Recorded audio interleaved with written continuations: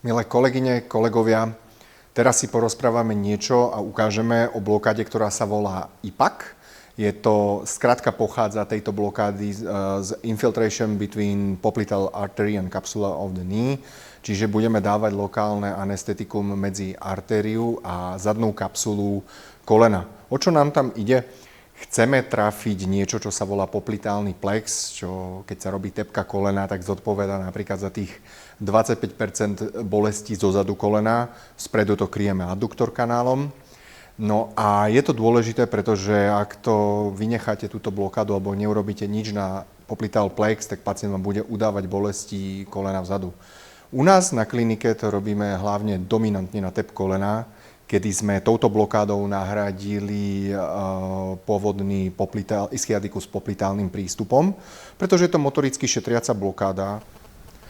IPAC sa môže píchať v tejto polohe, to znamená v polohe na boku. Alternatívou, ktorú ja preferujem osobne, je píchanie IPACu, že pacient na chrbte a nohu, teda predkolenie si podložíte, aby ste mali prístup túto dozadu do zákolenej jamy. Pri IPACu sa budeme hýbať z proximálnej časti distálne a budeme sledovať, ako sa nám diafíza femuru postupne zmení na dva kondyly femuru, nad ktorými bude svietiť artéria. To je miesto, kde my picháme IPAC a volá sa to distal IPAC, býva to asi v tejto oblasti. Distal pretože proximálny sa picháva medzi artériu a diafízu femuru, ale my pôjdeme sem distálnejšie medzi kondyly a artériu, pretože je to analgeticky účinnejšie, pretože to je bližšie k poplitálnemu plexu.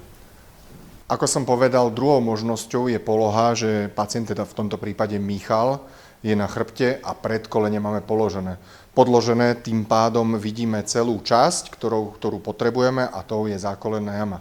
Sondou sa teda budeme hýbať z proximálnej časti distálne a ako som povedal, diafíza femuru sa zmení na kondyly.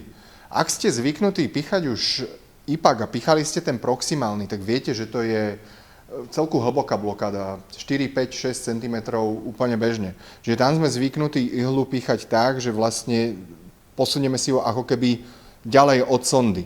Ale distal IPAC má takú záľudnú vec, že vy musíte vojsť trošku vedľa s tou ihlou a šikmo, lebo inak cez tie kondyly neprejdete. Z boku vás zastaví kondyl. Musíte ísť šikmejšie. Nachádzame sa v oblasti, kde sa picháva proximal IPAC. Čo tu vidíme? Vidíme tu bielu kosť, to je diafíza femoru, to je arteria poplitea. S ihlou sa vchádza laterálne, a tu sa medzi artériu a diafízu femoru podá anestetikum. Tak sa picháva proximal IPAC. My však ideme distálne a sledujeme, kým sa táto kosť nezmení na epikondyly femoru. Tu máme laterálny, mediálny, tu je artéria. A preto som vravel s tou ihlou, že musíte začať vedľa sondy, lebo vy to musíte takto šikmo trafiť sem. Sem sa podáva lokálne anestetikum, 20 ml 0,25% levobupivakain s adrenalinom 1:200 000 podávame, máme s tým dobré skúsenosti. Podávame to tak na tepky kolena alebo nejaké rozsiahlejšie operácie kolien, ako napríklad plastika predného skríženého väzu.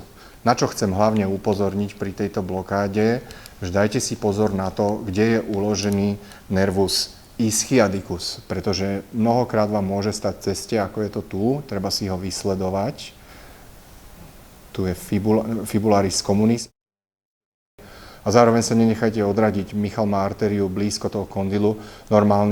Normálne to býva väčšinou tuto umiestnené. Tuto to vyzerá tak, ako to vyzerá.